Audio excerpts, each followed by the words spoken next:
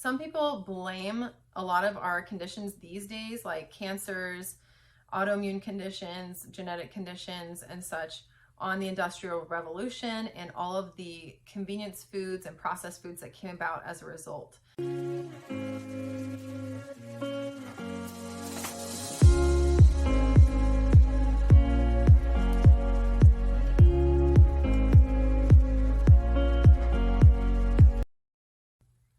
Hi everyone. Welcome to today's episode of Health Impaired, Health Inspired. Today we're going to be reviewing two different diets that are very similar, the Paleo diet and the Whole30 diet. And the last video that I shared, I talked a lot about the autoimmune paleo or autoimmune protocol diet. And if you have an autoimmune condition, I definitely recommend that as a place to start. It is difficult and it's kind of a long journey, but it's only temporary. So eventually you can add back things. Some of the foods that I mentioned you can add back would be seeds and nuts, beans and legumes, although a lot of people have trouble with that, so be careful there. You can reintroduce eggs and dairy and nightshades like tomatoes, potatoes, and eggplant and peppers.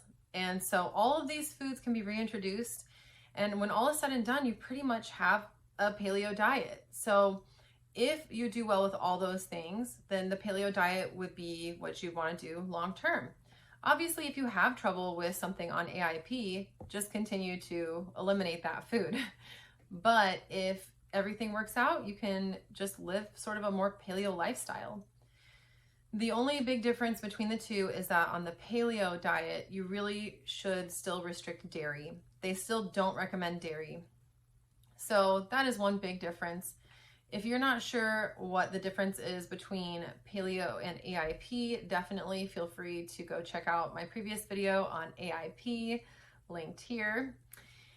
And then there's a lot of overlap with Whole30, but let me just explain really fast the idea behind the paleo diet and what they promise to us. So the idea behind the paleo diet is that we are modeling our diet after our Paleolithic ancestors. They were hunter-gatherers and they only ate fresh foods, fruits, vegetables, unprocessed meats, and poultry and fish. So basically, you're allowed to eat all of those things. And as long as you're avoiding a lot of the processed stuff that we have today.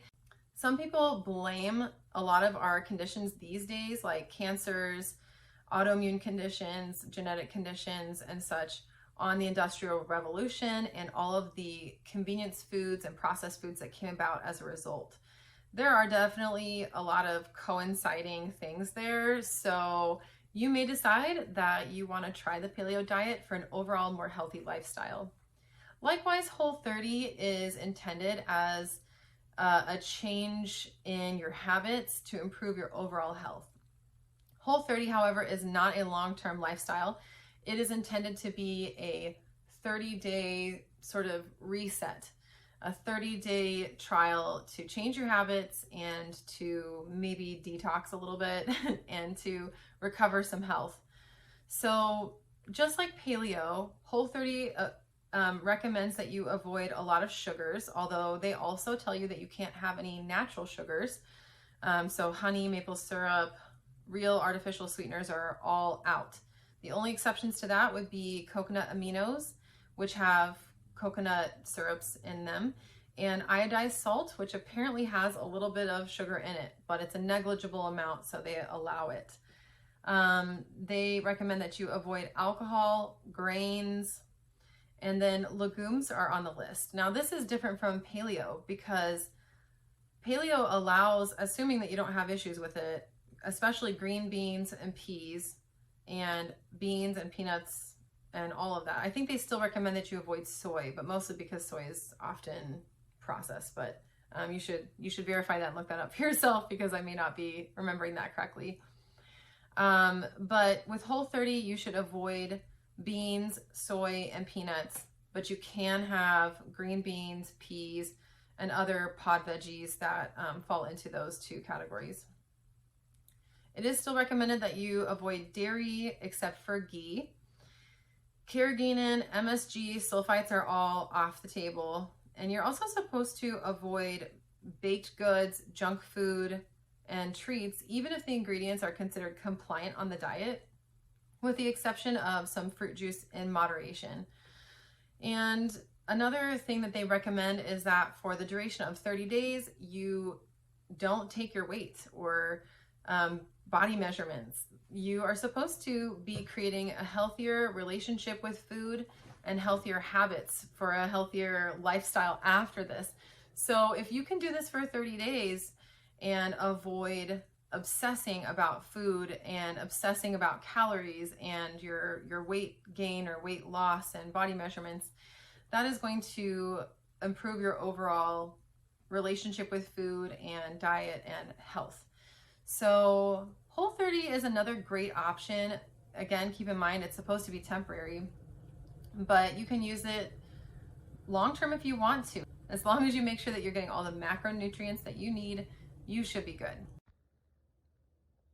Here is a Venn diagram that I found, just showing the main differences between Whole30 and Paleo. I did already mention, I think that actually neither of these diets really recommend dairy. Dairy is really not encouraged on Paleo. It looks like you could do a little bit of dairy if you really wanted to. But with Whole30, you can't have any dairy at all. One other difference I failed to mention is that there are no sugars of any kind allowed on Whole30, while Paleo does allow some natural sweeteners in moderation. And so you can see that here.